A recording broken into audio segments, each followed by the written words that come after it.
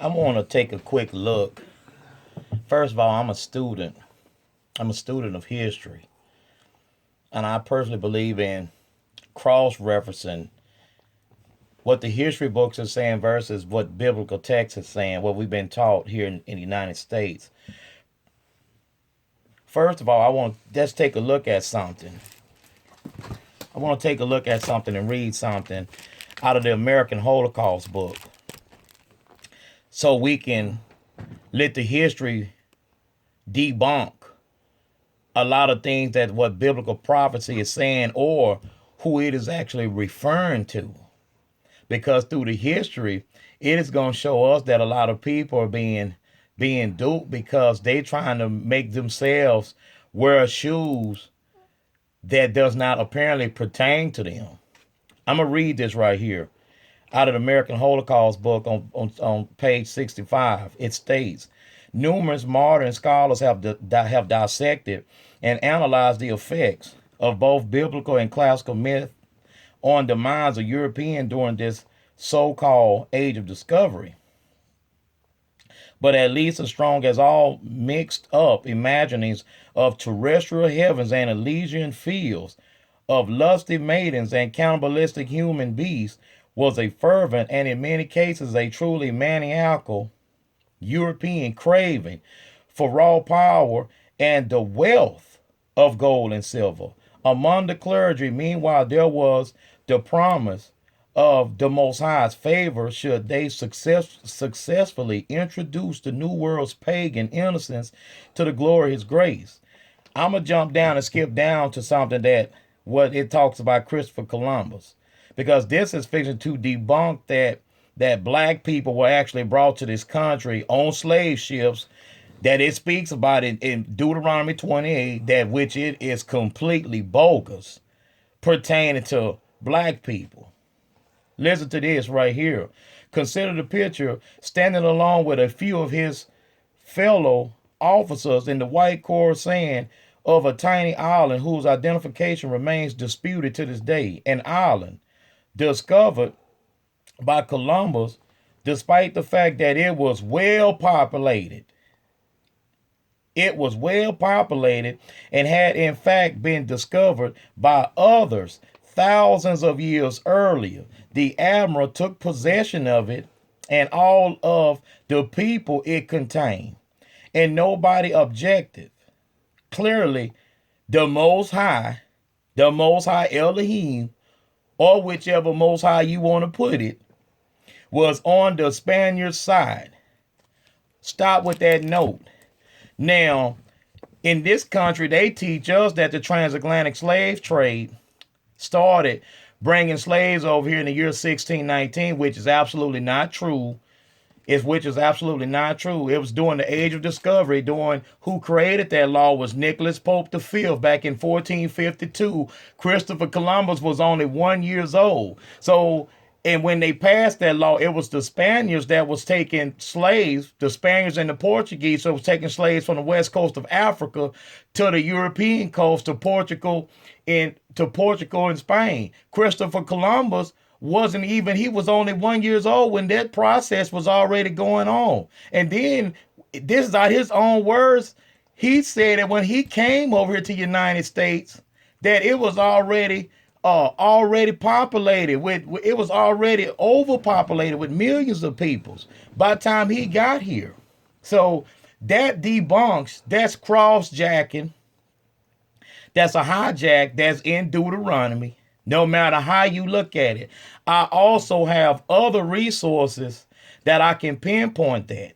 Because when we actually look at that Deuteronomy, that verse, that was pertaining to the white pilgrims from that came over here on the Mayflower ship that landed in Virginia up there in that colony up there at the Plymouth Rock. That's what that was pertaining to, because even in your Caucasian churches or your vanilla coded churches in the United States, they all thought that they was going to be raptured up out of here last month in December. So they knew that that prophecy was pertaining to them because they had already knew the history books. And furthermore, let's take a look at who actually came over here on slave ships, which they didn't call it slavery, but they call it indentured servants.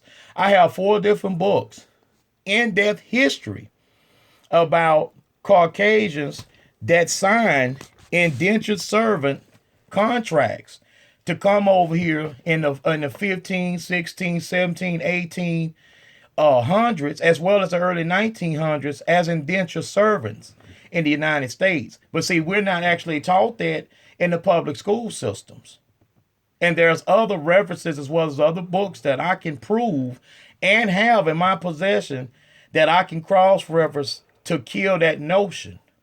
Now, I have to speak on this to let people actually know what's really going on, who people actually were through my findings.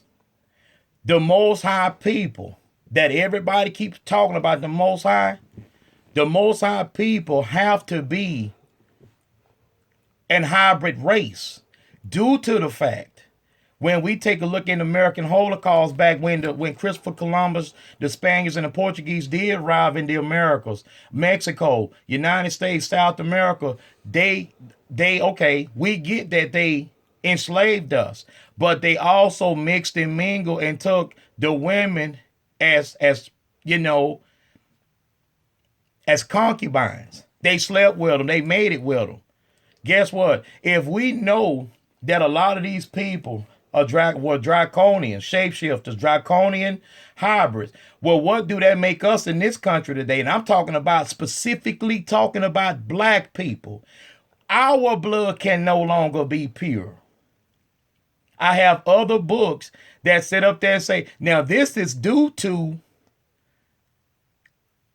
the abduction programs and as well as mating programs that has been taking place in this country for hundreds, if not thousands of years.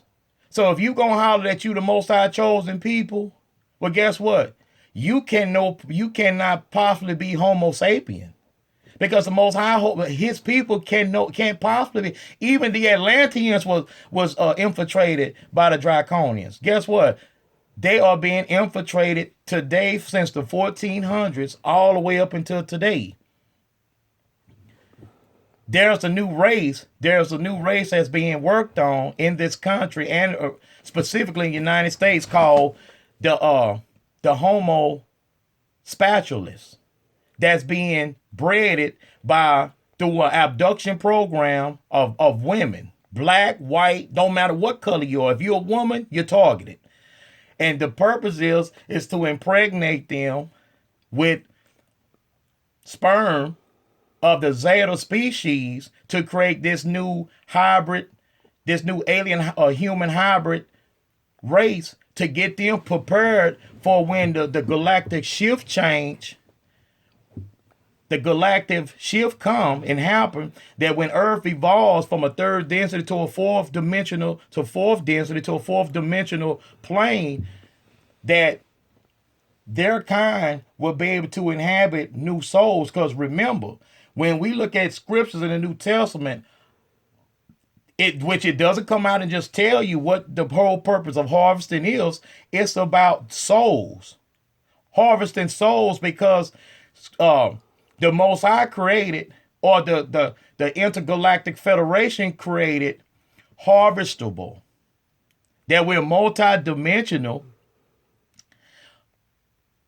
evolvable beings, that we can ascend and descend, meaning that we can move up the ladder and move down the ladder. We can move up to a higher density, to higher density, go from a density 4 to a 5, or we could drop from a 5 or 6 to 7.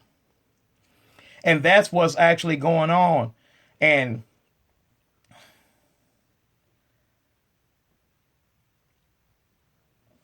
look at the history for what it is. Cross-reference the history books versus the Bible. All roads is leading back to Europe, whether people want to believe it or not. If you are the Most High chosen people, you have to be a hybrid of some sort, because there is no such thing as a pure human in the United States. Is impossible. due to the mixing and mingling and the abduction and the breeding programs that has been taking place in these lands for hundreds, if not thousands of years.